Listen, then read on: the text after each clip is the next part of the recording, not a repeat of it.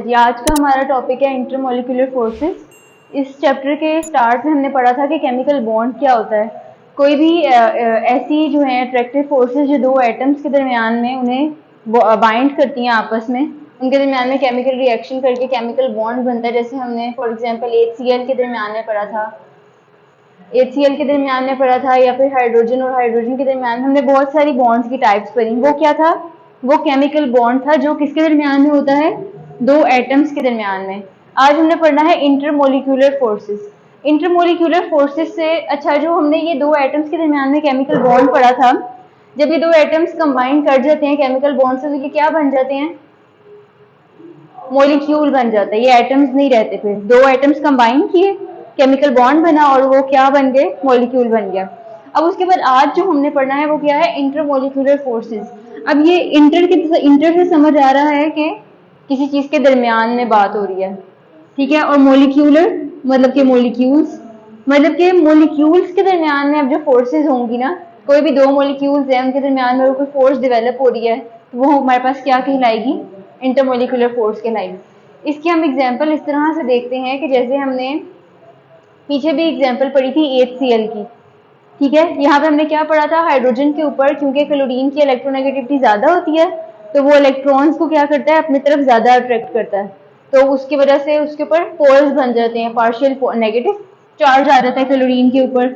और क्योंकि हाइड्रोजन की इलेक्ट्रोनेगेटिविटी कम होती है, तो उसके पास उसके ऊपर पार्शियल पॉजिटिव चार्ज आ जाता है।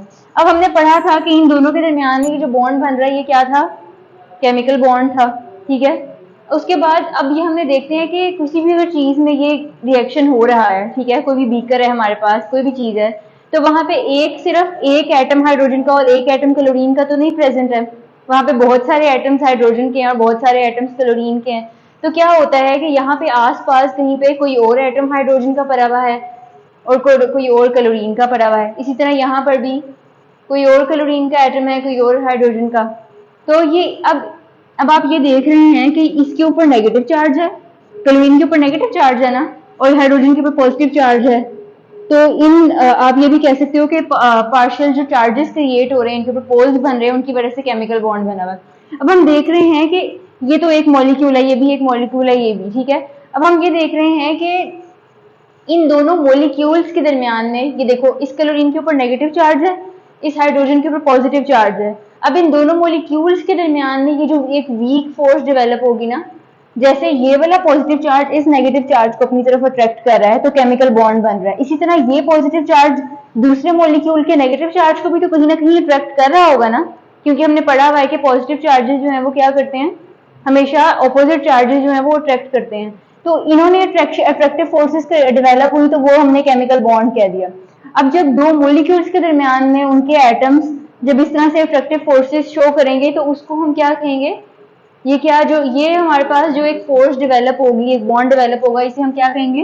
ये देखो इन दोनों के, इसे हम कहेंगे इंटरमोलिकुलर फोर्सेस। ये दोनों जो हमारे पास बॉन्ड्स आए हैं, ये क्या हैं? इंटरमोलिकुलर फोर्सेस हैं। अब इन दोनों में से हम ये क्वेश्चन हमारे पास आता है कि इन दोनों में से स्ट्रॉन्ग कौन सी होगी? केमिकल बॉन्ड्स ज्यादा स्ट्रॉन्ग है या इंटरमोलिकुलर फोर्सेस ज्यादा स्ट्रॉन्ग है? तो हमेशा जो दो एटम्स के दरमियान में केमिकल बॉन्ड होता है वो ज्यादा स्ट्रॉन्ग होता है बनिस्बत के इंटरमोलिकुलर फोर्सेस के। तो इसीलिए कहते हैं कि ये हमारे पास बताया हुआ है उन्होंने कि जब भी इंटरमोलिकुलर फोर्स को ब्रेक करने के लिए हमें 17 किलो जाउल एनर्जी रिक्वायर्ड होती है। एक मोल अगर हमारे पास HCl का पड़ा हुआ है और उस एक मोल में हमने उसकी इंटरमोलिकुलर फोर्सेस को ब्रेक करना है, तो हमें कितनी एनर्जी रिक्वायर्ड होगी? 17 किलो जाउल। और अगर उसी एक मोल में हमने ये हाइड्रोजन का हाइड्रोजन और क्लोरीन के दरमियान में केमिकल बॉन्ड को ब्रेक करना है, तो हमें कितनी एनर्जी रिक्वायर्ड होती है? 43 किलो जाउल। तो जिस बॉन्ड को ब्रेक करने के लिए हमें ज्यादा एनर्जी रिक्वायर्ड है, इसका मतलब है कि वो बॉन्ड ज्यादा स्ट्रॉन्ग है। तो ये दोनों एनर्जीज को देख के हमें क्या पता चल रहा है कि केमिकल बॉन्ड जो हाइड्रोजन और क्लोरीन के दरमियान में है वो ज्यादा स्ट्रॉन्ग है और इंटरमोलिकुलर फोर्सेस जो है वो वीक हैं। तो इंटरमोलिकुलर फोर्सेस का कंसेप्ट समझ में आ रहा है कि क्या है? कोई भी फोर्स जो दो मॉलिक्यूल्स के दरमियान में एक वीक फोर्स डेवलप होती है। लिक्विड कैसे, जैसे हम वाटर भी पढ़ते हैं, बट वाटर का फॉर्मूला क्या होता है? हाइड्रोजन और ऑक्सीजन और हाइड्रोजन मतलब H2O। इसी तरह से ऑक्सीजन के ऊपर क्या होता है, नेगेटिव चार्ज होता है, और हाइड्रोजन के ऊपर पॉजिटिव चार्ज होता है। अब सिर्फ अगर हमारे पास एक ग्लास में पानी है तो उस ग्लास के अंदर वाटर का एक मॉलिक्यूल तो नहीं है, बहुत सारे मॉलिक्यूल्स हैं। तो यहाँ पर कहीं पर अगर दूसरा मॉलिक्यूल पड़ा है वाटर का, तो ये वाला हाइड्रोजन दूसरे ऑक्सीजन के साथ भी एक वीक फोर्स बना लेता है। तो उन फोर्सेस को, अब ये दो मॉलिक्यूल्स के दरमियान में ये जो वीक फोर्स डेवलप हो रही है, इसे हम क्या कहेंगे कि क्या है, इंटरमोलिकुलर फोर्स है। अच्छा जी, अब आगे जो है वो हमारे पास क्या है, डायपोल डायपोल फोर्स।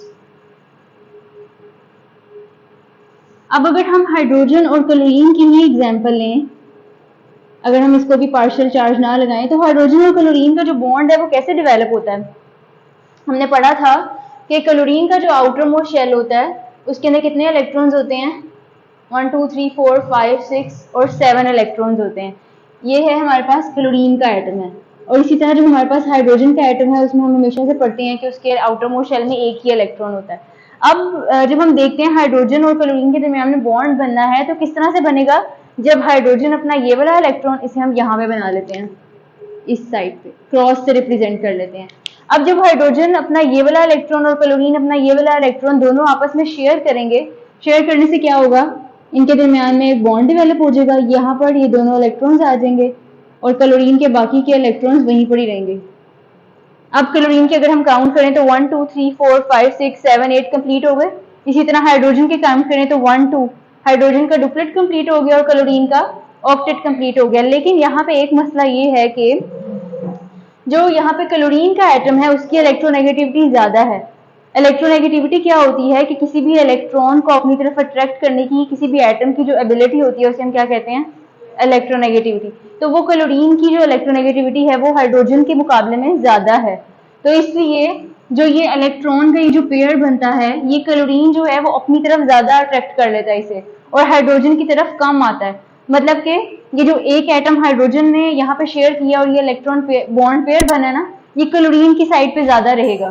तो क्लोरीन की साइड पे ज्यादा रहेगा तो इसका मतलब है उसके ऊपर कौन सा चार्ज आ जाएगा, नेगेटिव चार्ज आ जाएगा। और जब नेगेटिव चार्ज क्रिएट होगा तो दूसरी साइड पे खुद ही पॉजिटिव चार्ज क्रिएट हो जाएगा। अब इन दोनों के ऊपर पोल्स आ गए हैं, ठीक है। तो अब फोर्स के नाम से हमें क्या पता चल रहा है, डायपोल है। पोल किसको कहते हैं, ये जो पॉजिटिव और नेगेटिव पोल्स यहाँ पे जनरेट हो रहे हैं। और डायपोल दो है ना पोल्स, तो मतलब कि अब हम यहाँ पे देखते हैं कि किस तरह से जो डायपोल डायपोल फोर्सेस हैं वो इन दोनों के दरमियान में बनती है। अब अभी हमने पीछे डिस्कस किया है इंटरमोलिकुलर फोर्सेस में कि किसी भी चीज में अगर रिएक्शन हो रहा है तो वहां पे एक एटम प्रेजेंट नहीं है या एक मॉलिक्यूल प्रेजेंट नहीं है, काफी सारे मॉलिक्यूल्स हैं। अब जैसे अब हम इसको शो ऐसे कर देते हैं कि ये एक HCl का मॉलिक्यूल है जिसमें इलेक्ट्रॉन्स किसकी तरफ ज्यादा गए हुए हैं, इलेक्ट्रोनेगेटिविटी डिफरेंस की वजह से क्लोरीन की तरफ और हाइड्रोजन की तरफ कम है। इसी तरह अब यहाँ पर HCl का एक और भी एटम प्रेजेंट होगा, क्लोरीन की तरफ एटम इलेक्ट्रॉन ज्यादा होंगे और हाइड्रोजन की तरफ कम। इसे हम दूसरी साइड पे बना लेते हैं इस तरह से, ठीक है। अब इन दोनों ये जो डायपोल मॉलिक्यूल्स हमारे पास दो बने हैं, इनके दरमियान में जो वीक फोर्सेस डेवलप होंगी उन्हें हम क्या कहेंगे कि वो कौन सी फोर्सेस हैं। हमने पीछे वाले टॉपिक में क्या पढ़ा कि जो दो मॉलिक्यूल्स के दरमियान में फोर्सेस डेवलप होंगी वो क्या होंगी, इंटरमोलिकुलर फोर्सेस होंगी। इसी तरह जो इलेक्ट्रोनेगेटिविटी के डिफरेंस से दो मॉलिक्यूल्स बन रहे हैं उनके दरमियान में जो फोर्सेस डेवलप होंगे उन्हें हम क्या कहेंगे, डायपोल डायपोल फोर्सेस कहेंगे। तो कहीं ना कहीं पे इंटरमोलिकुलर फोर्सेस और डायपोल डायपोल फोर्सेस जो हैं वो दोनों सिमिलर ही हैं। समझ में आ रही है बात की। डायपोल डायपोल फोर्सेस हम उन्हें इसलिए कह रहे हैं क्योंकि ये देखो मॉलिक्यूल के दरमियान में पोल्स डेवलप हुए हैं ना, Cl नेगेटिव और H पॉजिटिव। समझ में आ रही है। और इंटरमोलिकुलर फोर्सेस भी वही थी जो दो मॉलिक्यूल्स के दरमियान में बनती हैं। तो इस तरह से जो है वो जो डायपोल डायपोल फोर्सेस हैं वो बेसिकली होती इंटरमोलिकुलर फोर्सेस ही हैं।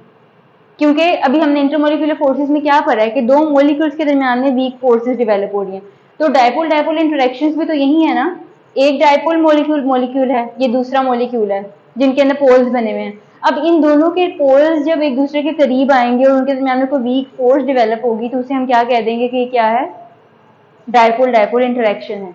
अब नेक्स्ट जो हमारा टॉपिक है वो हम नेक्स्ट लेक्चर में पढ़ेंगे।